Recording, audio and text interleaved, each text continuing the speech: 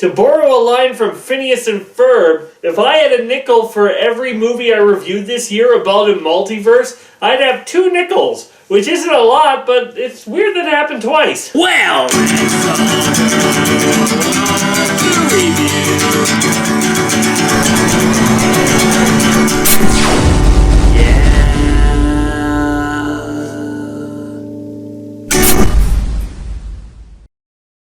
Hello everybody, how's it going? I am Laser Dude. Welcome to another Laser Dude review. Today we're reviewing Doctor Strange and the Multiverse of Madness. So Doctor Strange and the Multiverse of Madness stars Benedict Cumberbatch and Benedict Wong, the double Benedict, as I call them.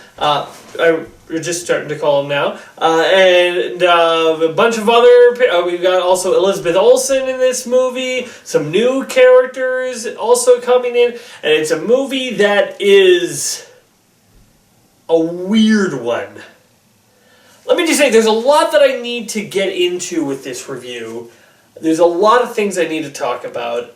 And I feel like I'm just going to go at full spoiler just because I can't get into any of it without spoilers, and there's just a lot that I need to talk about. So let's just say, basically, before spoiler review is, this movie is okay. I feel like it really is only going to connect, though, with the people who are already big Marvel fans and whatnot. Like, if you have not kept up with any of them, don't even bother watching this movie. You won't be able to keep up with it. I mean, there's a few things that you'll be able to keep up with in terms of the story. Some of it will be self-explanatory, but there's just a lot of past character build-up that you just won't be able to connect with.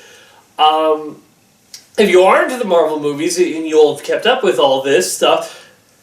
But I will say it does leave me with a little bit of a meh feeling about the whole thing. So now, spoiler warning, you've been warned. So, the Scarlet Witch being the villain of the film, I don't like it. I also kind of don't like how well she does as it. I guess because, we all have our heroes turn bad, but I guess it was just like... let me put it this way. It paints WandaVision as more of a villain origin than someone dealing with grief. And it paints that last line by Monica Rambeau where she's like, they'll never know what you sacrificed for them. And I'm just like, bullcrap.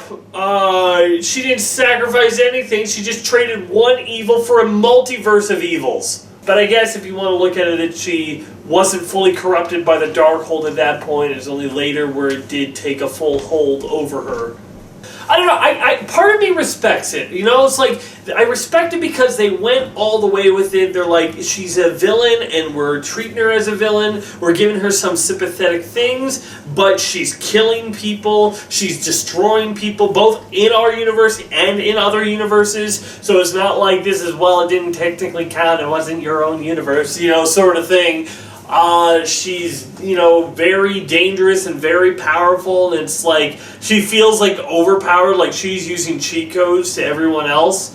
But even though I feel like I don't like it because I wanted Wanda to overcome her demons and be able to be a hero again, that doesn't happen. And I kind of feel like they killed her, because usually in a movie like this where the villain dies like Wanda does, usually what they do is they'll put a scene where they're like, well, we thought she was dead, but it's in the after credit sequence, ta-da, she's alive.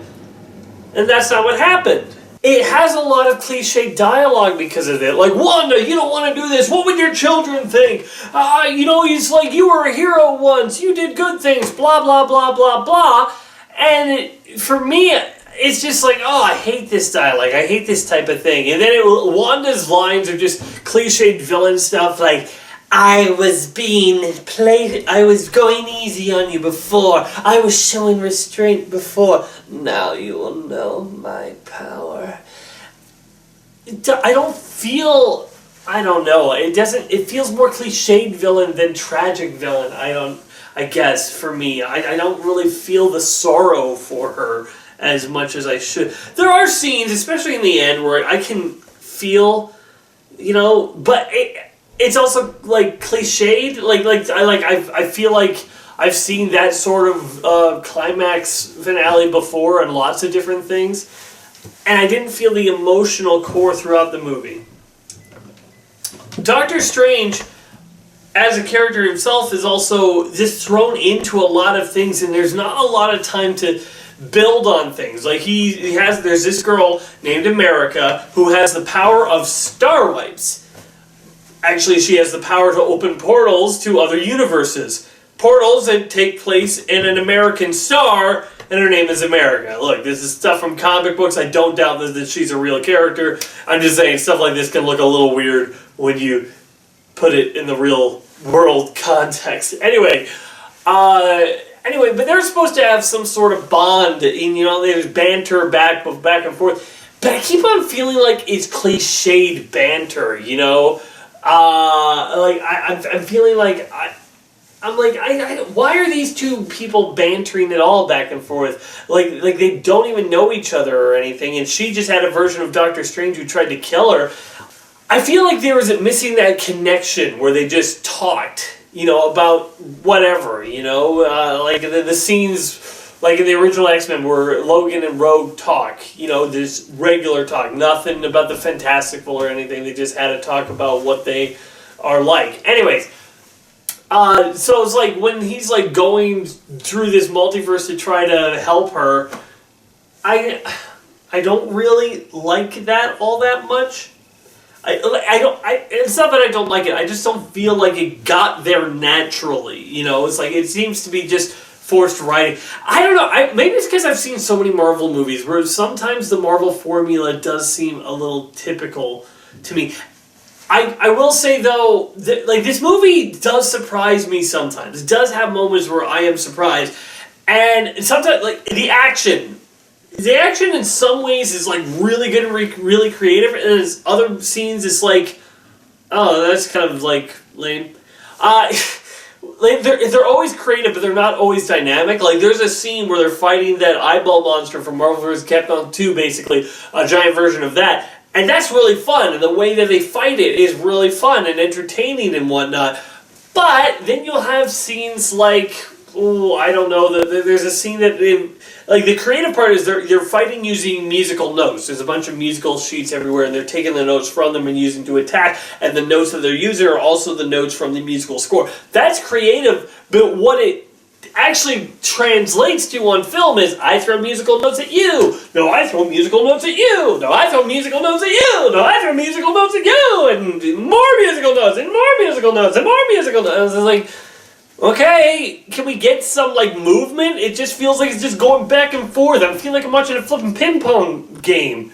The movie does have a lot of references, though. If you've been keeping up with these movies and other movies and stuff, that you will be like, okay, that's pretty cool. It kind of also almost has, a what-if feeling, a Marvel what-if.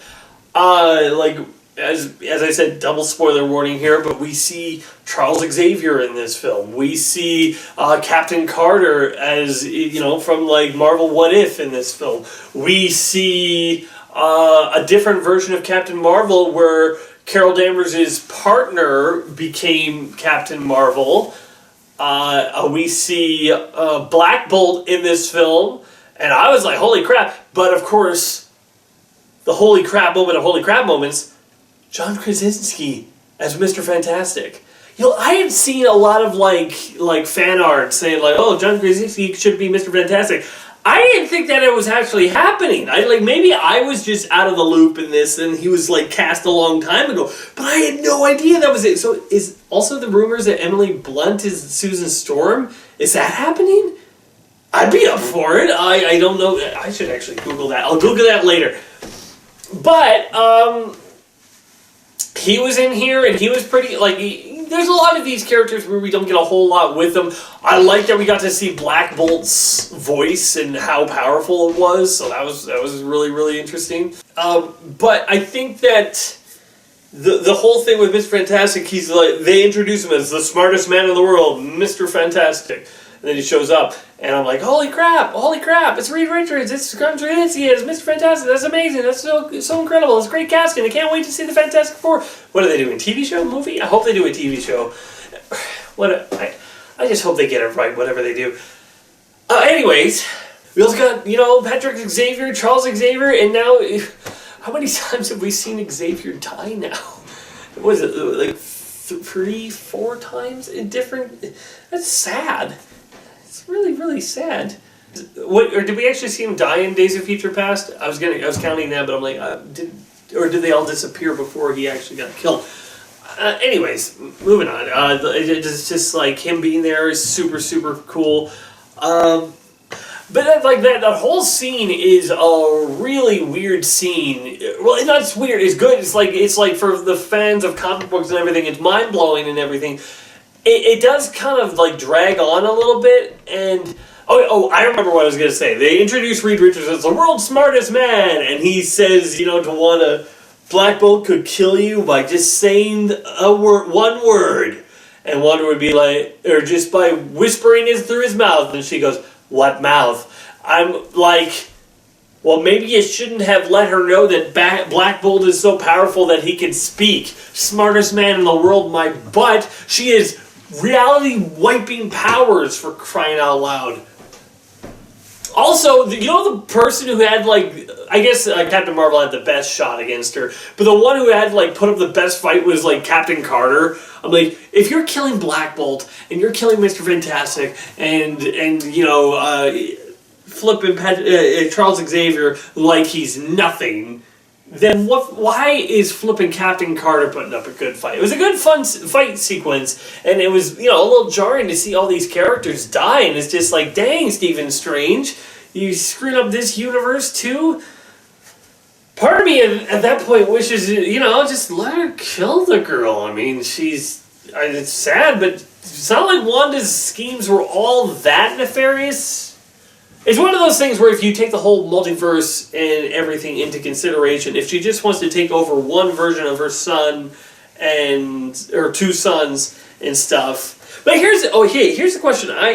She made her sons in her universe. She conjured them up in Westview out of nothing. But they seem to be real in other universes. Part of me is like, well, that doesn't make sense because her and Vision can't have children. But I'm like, well, maybe they're real in the other versions and her subconscious made them in her universe because that was something that she had in other universes. I don't know.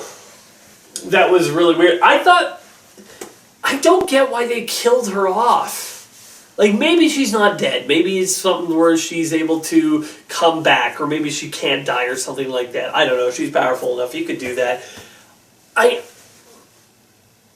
feel like the problem. I feel like there's got to be some sort of thing with her because she needs a redemption arc, And I know that she can't just go join the Avengers or anything, but there's got to be something. I feel like there's got to be something with her, but they didn't show it. But you know what they did show?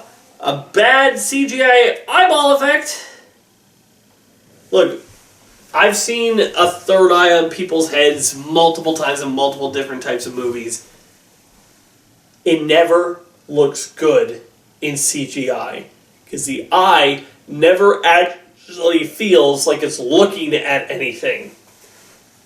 You should have gone with a prosthetic. And we have the technology that you could have put a prosthetic on there and made it look good. And then use CGI to touch it up if you needed to.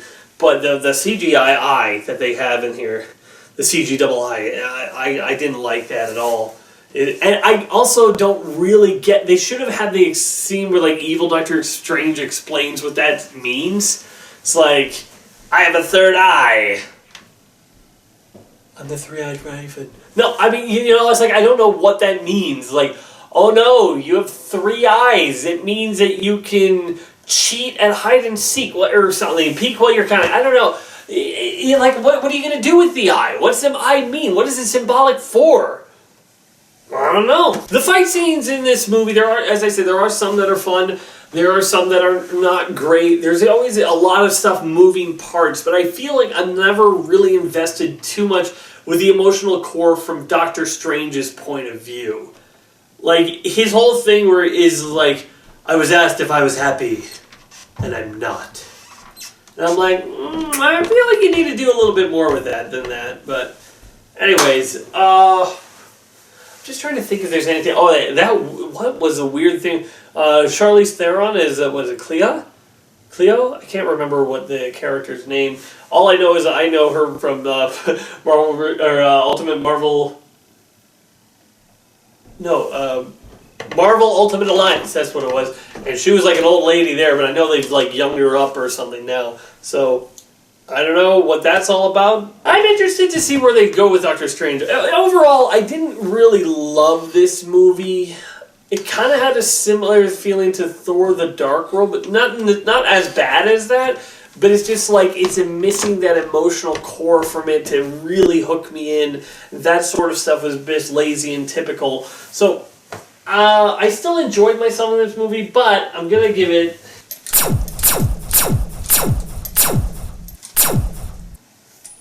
6 out of 10.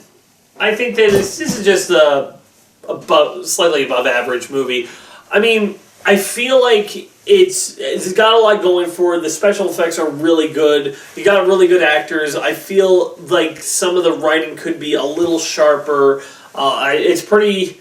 I wouldn't say forgettable because there's a lot of things in this movie that you're going to remember, but it's not really a movie that really becomes one of my favorite. So yeah, that's all I really got to say. Got to say though, Carbotage, this place keeps on getting destroyed. I don't know how it still has students. They barely had any in Doctor Strange, and now it's just a lot more destroyed. Anyways, I wanted to say, yeah, the first Doctor Strange I feel like was a lot better, even though it had to do the whole cliched starting a superhero on its journey thing. I feel like it was better, especially because the climax felt a lot smarter, where this one feels, typical to me. And the whole thing, the foreshadowing was super obvious. Like, when he's like, why couldn't we make it work? And she's like, because you wouldn't let anyone else hold the knife. Right there, I'm like, well, okay, so he's going to have to let America do the deed and win the day because he's going to have to trust that she can do it. Here's the thing. I hate it when flipping people are like, I can't control my powers. And then somebody says, yes, you can. And then they just do. Yeah, you can do it. Oh, I can, apparently. Here's what I want. I want someone who's like, I can't control my powers. And then have them say, don't. Unleash them. Just do anything. And then I want them to unleash like a fury of random power attacks that go out of control. That's what I want. When somebody's like, oh, I can't control my powers. Don't, hey, yes you can. Oh, I guess I can. Anyways, yeah, there's just a lot of cliches in this film that I didn't like. But there was a lot of moments I did like. Benedict Cumberbatch is still a great Doctor Strange. There's still a lot of stuff I do like about this movie overall. And so that's why I gave it just above average, but only slightly. This might be a movie that I think about for like a couple of days and then come back and be like, maybe I was too easy on it. But whatever, I'm going to stick with my rating as it is right now. We'll see if it breaks the top 10 of best movies of the year on my top 10 list. Let me put it this way. If you're going to see one movie about a dimension-hopping multiverse, I would say go see Everything Everywhere All at Once. That, I think, is the superior one. But anyway, as I said, thanks for watching. I am Lazy. See you around. Be sure to check out some of these other videos on my channel. And wait for more coming soon.